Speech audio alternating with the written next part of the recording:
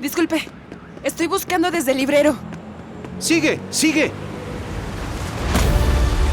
¡Capitán Nemo! El mundo no precisa de nuevos continentes, sino de hombres nuevos. Beneficio reprochado, ofensa hecha. Uno para todos y todos para uno. Sigue. Ale. Gracias, D'Artagnan. Nada era del individuo, a no ser unos cuantos centímetros cúbicos dentro de su cráneo. El Gran Hermano es la concreción de que el partido se presenta al mundo. ¡Sigue ahora que puedes! Divide tu día en partes y a cada una asígnale una tarea, sin dejar un cuarto de hora, 10 minutos ni 5 siquiera sin algo que hacer. Cuando sea así, observarás que no necesitas compañía, conversación ni simpatía de nadie y lograrás vivir con la independencia que todo ser humano debe aspirar. Gracias, señorita Jane Eyre. Sigue leyendo, sigue escuchando. Esto es Desde el Librero, un podcast de Librerías Gandhi. Bienvenidos, queridos lectores. Hola queridos lectores, ¿cómo están? Yo soy Yara Vidal y les doy la bienvenida a este podcast de Desde el Librero. Hoy vamos a escuchar a dos escritoras fascinantes que exploran géneros literarios no tan populares como la narrativa. Es la poesía y la dramaturgia. Jennifer Clement nació en Estados Unidos, pero tenía 1 año cuando sus padres vinieron a vivir a México.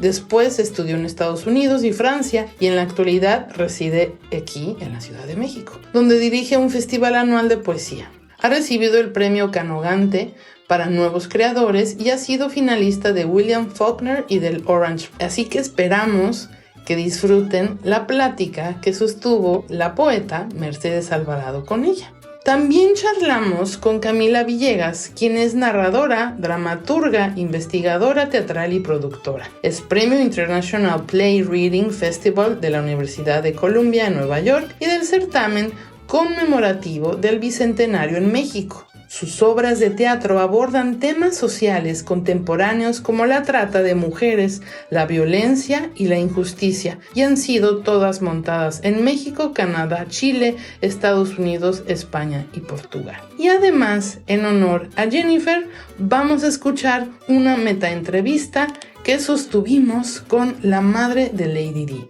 que es uno de sus libros. Esperamos que sea de su agrado. Comenzamos. Y ahora, la entrevista con Jennifer Clement.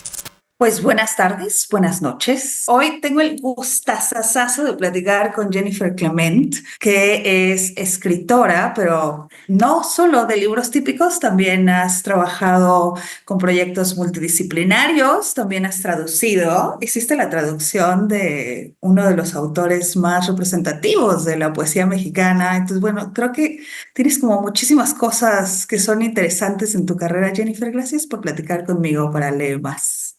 Ay, gracias por la invitación. Estoy muy contenta de estar platicando contigo. Gracias.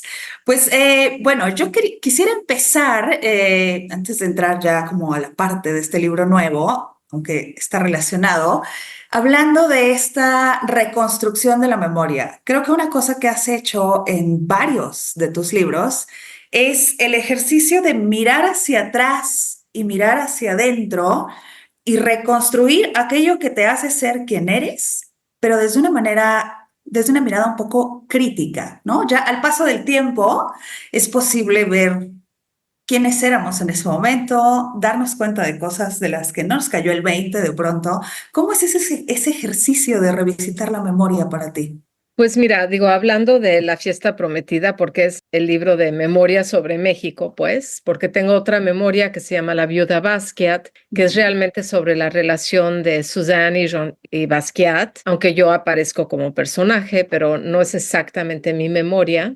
Pero, pues, sucedieron varias cosas, pero creo que para empezar, para mí lo importante era encontrar la forma, porque el mercado, especialmente en inglés, que es el mercado más poderoso, etcétera, ¿no? hay como una tendencia de escribir memorias que se leen como novelas. Y eso es muy satisfactorio para el lector porque pues tienes un comienzo, una crisis, una resolución y luego se acaba y es una cosa redonda y placentera, pues, Un ¿no? arco narrativo muy trazado, además, ¿no? Muy trabajado. Sí, muy trabajado. Entonces, yo dije, yo sabía que no quería hacer eso. Estudié las memorias de mis novelistas favoritos, que son los rusos. Nadie escribía una memoria como novela. Incluso leí, obviamente, lo de Octavio Paz, que escribió sus memorias pasado en claro en verso. Y por fin caí en un ensayo de T.S. Eliot sobre los poetas metafísicos, donde él habla de la fragmentación, ¿no? Y que realmente la vida es un todo que se crea por medio de la fragmentación. Y creo que la memoria, regresando a tu pregunta, también es una cosa fragmentaria. Te acuerdas de fragmentos de tu vida. Entonces decidí escribir el libro de esta manera, en fragmentos, como si fuera un mosaico y estuviera yo construyendo un mural, ¿no? Mosaicos que crean un todo, ¿no? Entonces, Sí, bueno, esa es la forma que usé para llegar a escribirlo,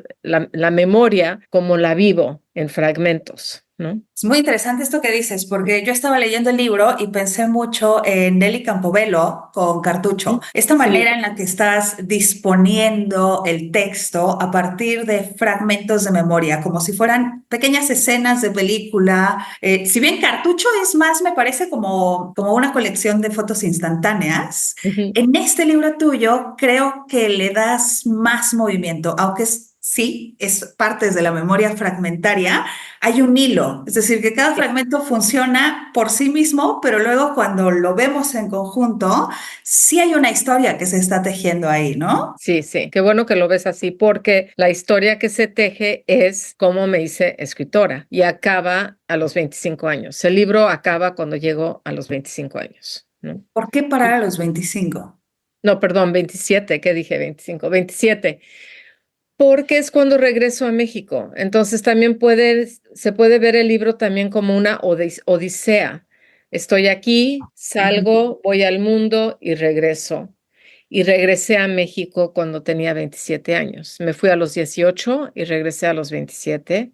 Y luego era como otra vida muy diferente después de los 27 años, ¿no? Y bueno, era importante también porque llego a México y muere Jean-Michel Basquiat. De hecho, él muere a los 27 años. Pues es una edad como muy cargada con muchas cosas, ¿no? Muy Ah, mítica de alguna manera. es una edad mítica. Entonces también dije, bueno, es que así sucedió, así fue, y ahí se tiene que acabar, ¿no? Y de alguna manera la fiesta prometida es también un diario de migración, ¿no? Creo que tienes muy marcado, por supuesto, por razones familiares, de historia personal, incluso decisiones, ¿no? Creo que eso se conjunta mucho, no solo en la fiesta prometida, en general es que vemos en tu obra esta pluma de una mujer que ha caminado distintos escenarios geográficos, que habla dos lenguas, ¿no? Ahí está el multilenguaje, está el multisitio geográfico. Y me llama mucho la atención en esta descripción de lo que significa migrar que estás haciendo, tu recuerdo de Acapulco.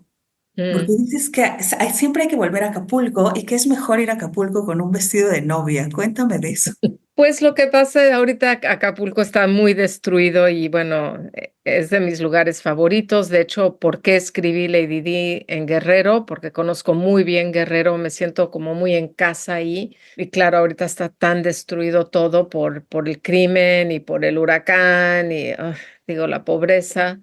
Entonces, pero bueno, en esa época era una época, no era la época dorada de Acapulco, pero todavía estaba llena de ese oro y de ese momento. Y era un lugar mágico. Bueno, es la bahía más hermosa del mundo, no cabe duda. Y siempre en ese lugar hay cosas sucediendo fantásticas. Entonces, yo siempre sentí en Acapulco de chiquita, pero también de adolescente, que todo era posible en Acapulco, ¿no? Por eso digo esa frase de que te podías acabar casando, ¿no? Un fin de semana así, azarosamente, ¿no? Que cualquier cosa te podría suceder, ¿no? Todo es posible en Acapulco, qué bonito. Sí. Vamos a citar eso en algún momento. Y la luna quema más fuerte que el sol. Y es verdad. Luis Miguel también lo sabía. Sí, claro. Si Acapulco era ese sitio donde todo es posible, antes de que fueras a Nueva York, ¿cuál era tu imagen de Nueva York en una frase? Tu imagen Era mental. la ciudad de mi papá. Entonces yo ya había visitado, habían primos, había familia, ¿no? Entonces ya lo conocía. No fue mi primera, cuando llego a los 18 años, no fue mi primera visita, ¿no? Pero sí, en esa época había como esta sensación muy fuerte, que arranco el libro hablando de eso, de que si querías ser artista o bailarina o escritor o pintor o lo que fuera, tenías que ir a Nueva York, ¿no? Era como lo que tenías que hacer. Entonces yo, a mí misma, yo sabía que yo tenía que ir a Nueva York. Digo, aunque era una ciudad muy peligrosa en ese momento, pues todos fuimos. Digo, Madonna llegó de Michigan, Keith Haring llegó de Ohio, Suzanne llegó de Canadá, Colette llegó de Francia. La única persona que era de ahí era Basquiat, era de Brooklyn. Pero también él había vivido en Puerto Rico 3 años de su adolescencia. Es que tienes a una pandilla de migrantes, que no es lo mismo que ser viajeros, ¿no? Llegar con la Exacto. intención de quedarse, de establecerse, y que pasan de ser migrantes a ser New Yorkers, porque hay una identidad propia en esa ciudad. Sí. Yo quería preguntarte si tú tenías conciencia en ese momento, ¿no? Porque uno de pronto ve amigos muy talentosos y sabes como, ay, lo que está haciendo esta persona va a ser muy importante, pero ya pasados los años, ¿te imaginabas que iban a llegar a ser ese tamaño de artistas? ¿O No, cuándo te diste para nada, cuenta de, para nada. wow, No. esto es Bueno, así? nos dimos cuenta, me acuerdo de dos momentos de wow. Uno fue en 1985, cuando le dan la portada a la revista, el New York Times Magazine, la revista del New York Times. Era un artículo sobre todos los grafiteros y los artistas del momento, pero la portada era Basquiat. Y me acuerdo que era así como, como que todos sentimos ya él está en otro momento, ¿no? Como que ya. Y luego con Madonna, me acuerdo muy bien que estaba yo como en un supermercado con Suzanne, fuimos a comprar no sé qué cosa. Y claro, los DJs de ese momento eran muy poderosos. No es como ahora que todo lo tienes en el teléfono y tienes Spotify y Apple. No, ahí era decisivo si los DJs te tocaban, ¿no? Y me acuerdo muy bien estar en este supermercado y de repente escuchamos Like a Virgin, ¿no? De Madonna, y ya sabíamos que también ella se había ido a otro lugar, ¿no? Que eran como las cosas que definían el éxito en ese momento, ¿no? Ahora que hablas del periodismo, quisiera regresar a este episodio en el que narras, sí, en el que abordas, digamos, la presencia de Alma Reed en tu vida, ¿no? Esta periodista del New York Times, que además, bueno, tiene como toda una historia, ella per se es un gran personaje, ¿no? Gran personaje, sí. ¿Cuánto de periodismo crees que hay hacia ti misma cuando estás escribiendo este libro? No te entiendo exactamente cómo. Como mirarte un poco desde fuera con ese ojo de periodista, porque creo que trataste con muchos periodistas a lo largo de tu vida, fue Sí. como una cosa que estaba muy No, cercana, digo, ¿no? no lo había pensado tanto como periodismo, pero quizá lo había pensado más como historiadora, ¿no? Como que aparte de contar mi vida, estaba siempre muy consciente que quería también retratar épocas. Entonces tuve una suerte increíble porque en México en los 60s y 70s era muy caro hablar por teléfono, digo, era imposible. Entonces, pues todo el mundo escribía cartas y mi mamá le escribía a la semana 2 cartas a mi abuela que estaba en los Estados Unidos. Entonces, tengo un tesoro de cartas. Hasta los timbres son como, por ejemplo, los timbres de 1963 son la cara de John F. Kennedy, porque vino a México en el 63. Entonces, todos los timbres tenían su cara de él. Entonces, hasta los timbres son así como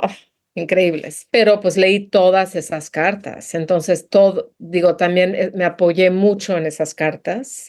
Y luego, como no había ni celulares, ni computadoras, ni nada, pues yo siempre tuve un diario. Yo siempre guardaba un diario de lo que sentía, lo que me pasaba, que pues era muy frecuente, ¿no? Y entonces tengo 4 capítulos sobre París y en esos capítulos hay secciones donde cito directamente del diario, así como lo escribí, así lo puse. ¿no? O sea que fuiste un poco documentalista de tu propia historia. Sí, entonces digo, hay cosas, por ejemplo, hablando del periodismo, digo, cito lo que dijo Sabludowski cuando los astronautas llegaron a la Luna, porque no teníamos un televisor y mi papá lo compró para ver eso, ¿no? Entonces era así, y además era de este tamaño, blanco y negro, ya sabes, ¿no? Con dos Con antenas. antena.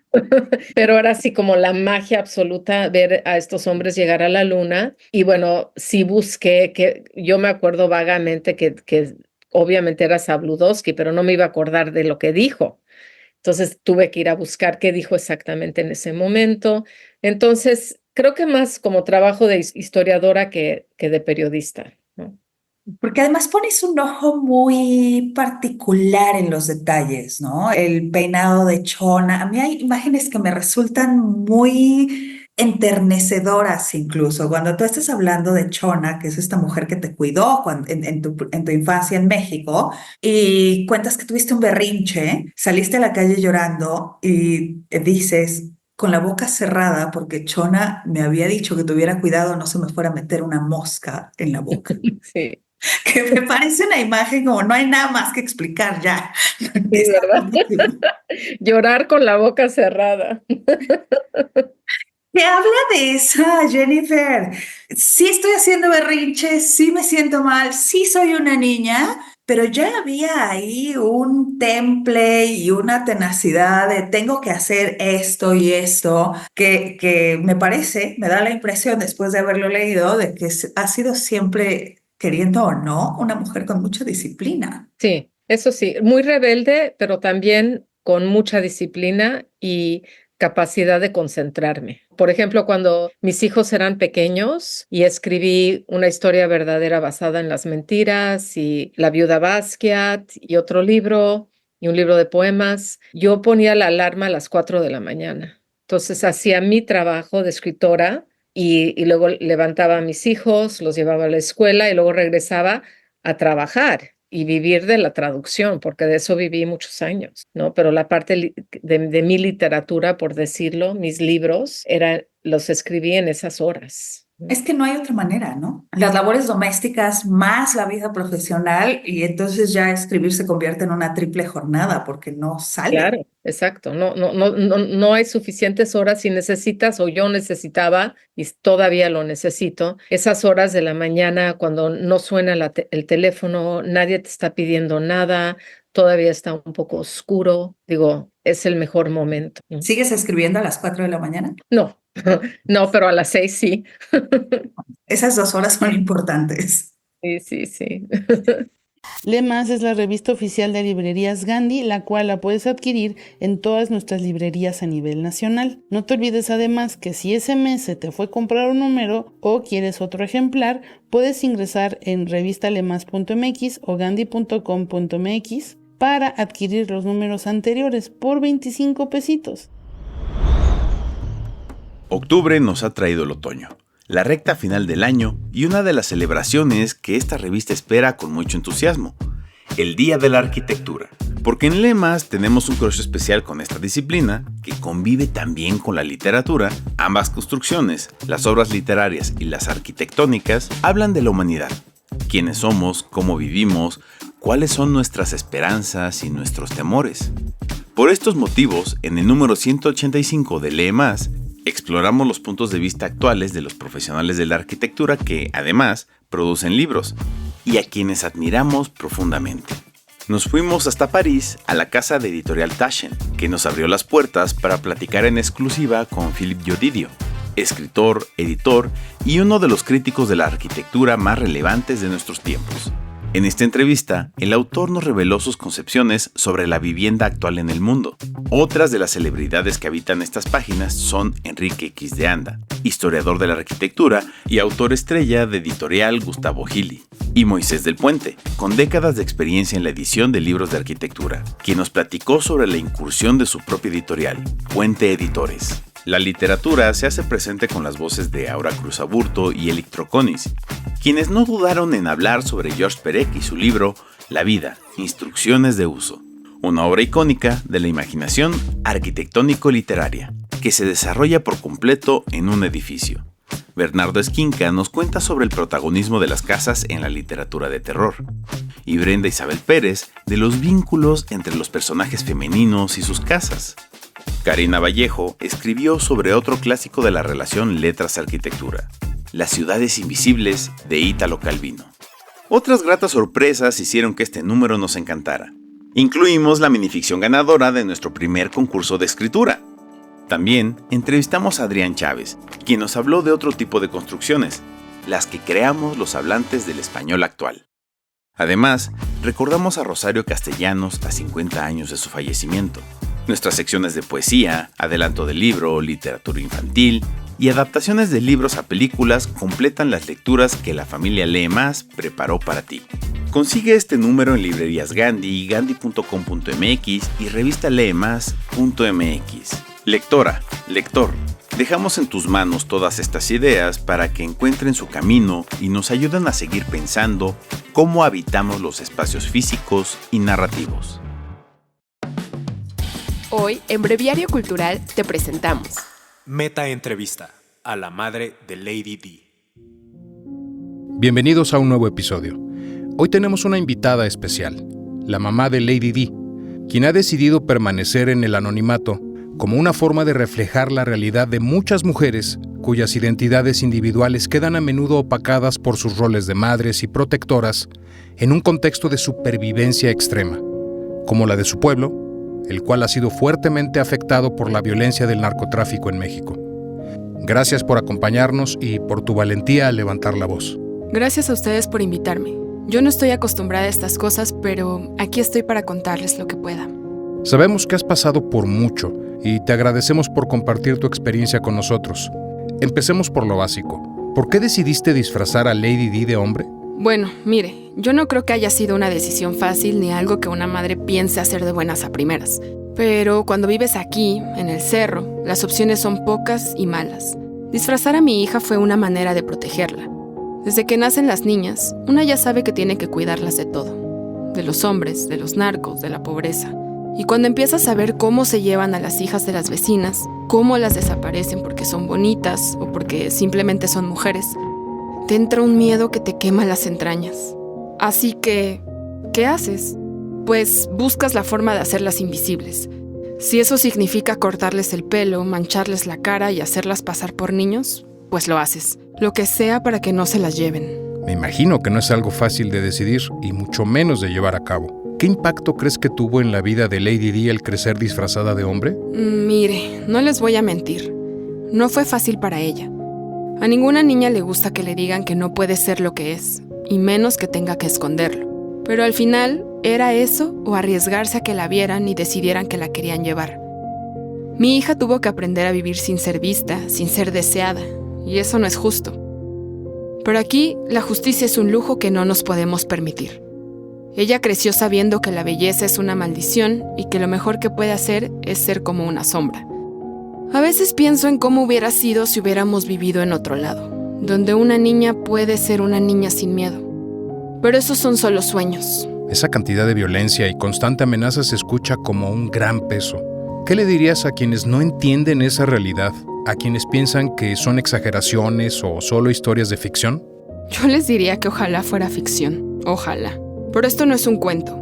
Las historias que cuenta Jennifer Clement son reales. Son nuestras vidas. Aquí, cada casa tiene una historia de dolor, de pérdida. Las mamás del cerro no leemos cuentos de hadas.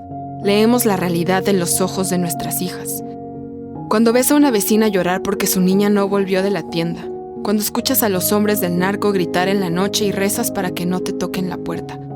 Sabes que no hay nada de exageración en esas páginas. Lo que Clement hizo fue darnos voz, mostrar al mundo lo que aquí vivimos todos los días. Y hablando del libro, ¿por qué crees que es importante que la gente lo lea? Porque este libro no es solo la historia de Lady D, es la historia de muchas de nosotras.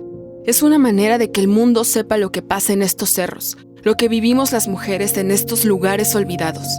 Que vean que detrás de cada rostro sucio, de cada pelo enmarañado, hay una historia de lucha, de sobrevivir. La gente necesita entender que esto no es solo de México, que hay muchas Lady D's en otros países, en otros pueblos, donde la violencia y la pobreza marcan cada día. Leer el libro es escuchar esas voces que nadie escucha. Es darles un espacio y un reconocimiento. Y quizás, solo quizás, mover a alguien a hacer algo, aunque sea pequeño, para cambiar esta realidad.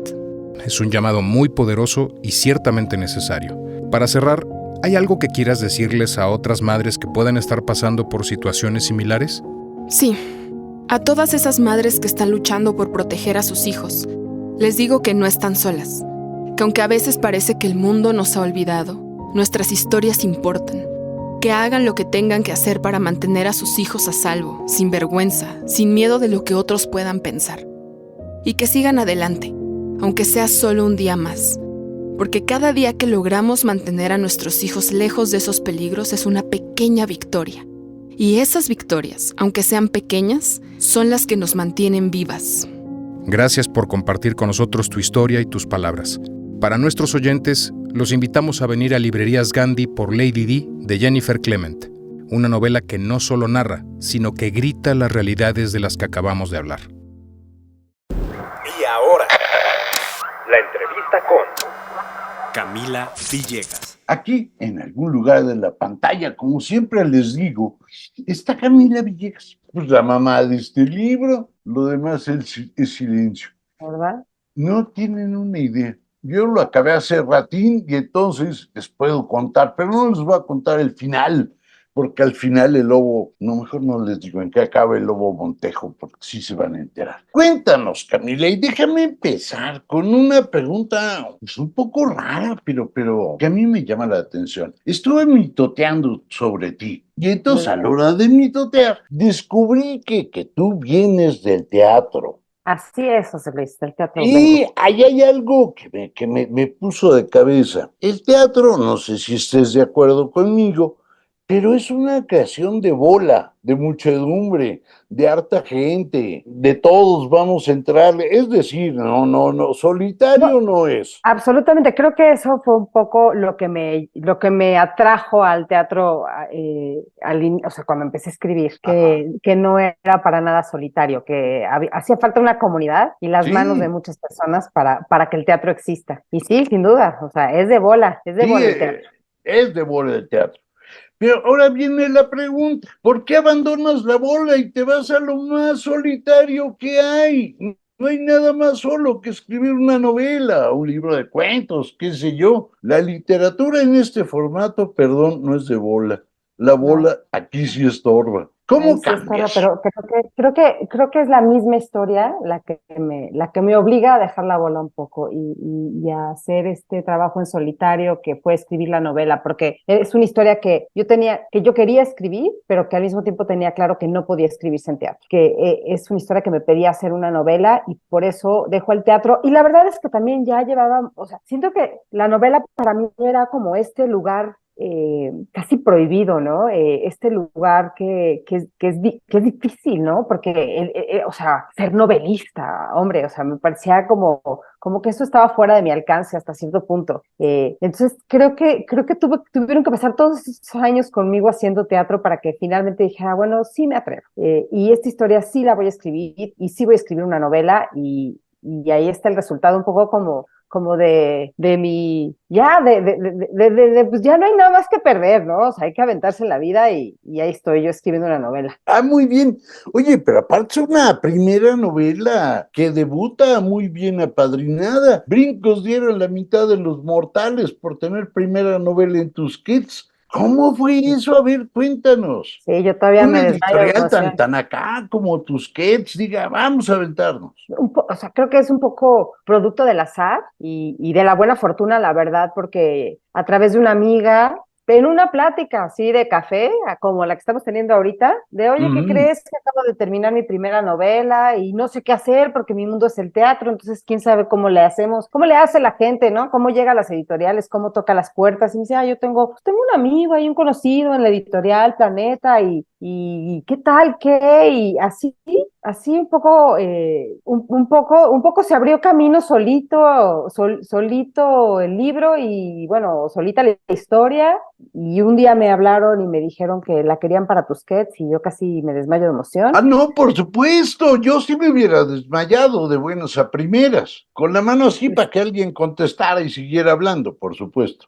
Pero sí me desmayaba de emoción. Como decía, ¿cómo? O sea, y yo iba a mi librero y veía quién estaba publicado en Tusquets y decía, no puedo creerlo. Y todavía no puedo creer. No tienes que creerlo, tienes que creer. A ver, ahora entremos a lo demás, es silencio. Lo único que tienes prohibido es contar el final. Esa es la única regla que hay que respetar aquí, porque si no va en tu contra. Prometo No creas absolutamente que es respetar. por otra razón, sino No.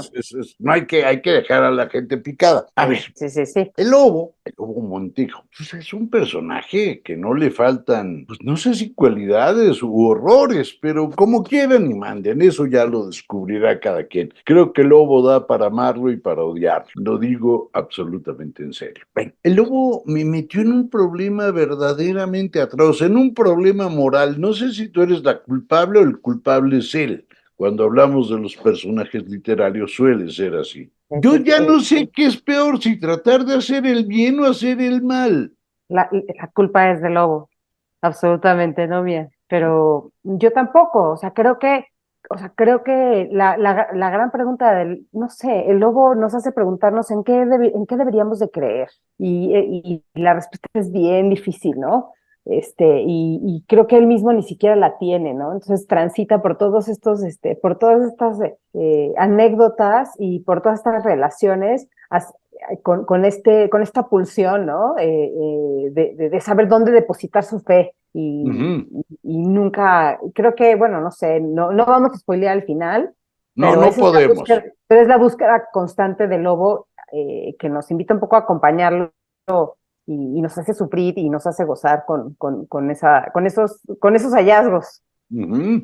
Ahora, pensemos en lo demás es silencio. Otra cosa que me llamó a mí muchísimo la atención es que parece ser que es una novela al revés de toda la narconovela del norte. Déjame llamarla así si es que tal cosa existe. Yo estoy convencido que sí, pero no importa. Normalmente en esta narconovela del norte hay un olvido absoluto de la sierra. Pero hablo de la sierra no en el sentido de los criollos o de los blancos o de los mestizos que llegaron ahí o que ya estaban ahí, sino en tu caso la presencia indígena es crucial. Yo creo que es la primera narconovela, perdón que lo diga así, situada en ese mundo. ¿Tú cómo la ves? Creo que yo más que escribir, o sea, yo no buscaba escribir una narconovela, pero es inevitable hablar del narco si quiero hablar de lo que está sucediendo en la Sierra Tarahumara y con las comunidades rarámuri hoy en día, ¿no? Entonces, mi novela habla de esta forma que tienen de encontrarse con ellos mismos y con la naturaleza y con la comunidad desde su cosmovisión, ¿no? Del mundo rarámuri. Y cómo eso también se ve trastocado y atravesado por la situación del narco, ¿no? Por la presencia del narco ahí, pero creo que un poco estaba obligada a hablar del narco porque está ahí, porque su presencia es una aplanadora, pero al mismo tiempo no quería hablar del narco, ¿no? Y por eso, creo que eso es lo que marca la diferencia, a lo mejor con otras narconovelas, o sea, no trata de eso, o sea, digo, y sí, ¿no? Pero al final del día, lo que me interesaba era era ponerme un poco en el lugar y en los ojos de esos otros, ¿no? Que son estas comunidades indígenas tarahumaras, y ver desde ahí la sierra y ver desde ahí el mundo. ¿Y cómo se le hace para ver desde ahí, para mirar a la que tú eres como otra? Ya no es tan fácil, vamos, es cambiarte de mundo, es cambiarte de isla, es cambiarte de planeta, es una suerte de hermenéutica extrañísima. Creo que lo que a mí me ayudó a hacer esta especie de ejercicio de la imaginación, porque al final del día no sabemos si lo logro o no lo logro, ¿no? Pero por lo menos lo intento y lo ficciono. A mí me convenciste, ya tienes uno que le vendiste, o sea, ya, por lo menos uno ya cayó. Pero para mí creo que hay dos factores, ¿no? Por un lado, el haber estado ahí, ¿no? El haber vivido en ese lugar durante 2 años, entonces conocer ese mundo desde dentro, ¿no? Y haber formado lazos con ese mundo, ¿no? Lazos de amistad con ese mundo, lazos de cariño con ese mundo, eso permite un poco ver las cosas desde el punto de vista del otro, ¿no? Como en cualquier relación. Claro. Y por otro lado, creo que el trabajo con el lenguaje, el decir cómo puedo construir un mundo hablando, o sea, con esa construcción distinta del español que se da en estos espacios, ¿no? Y en estas comunidades. Y para mí fue como esos dos factores los que me ayudan a construir esa otra mirada del narrador, ¿no? Y bueno, qué bueno que dices que por lo menos a ti sí te convencí. Ya, uno ya cayó, que ya a partir de ahí seguro que hay otro, eso dalo por hecho. Queridos lectores, me da muchísimo gusto recibir este mes porque traemos un mes cargado de arquitectura. Tenemos descuentos en nuestras librerías con los libros de arquitectura. Tenemos la revista Le Más dedicada a la relación intrínseca que hay entre la literatura y la arquitectura, con diversas entrevistas a arquitectos, editores.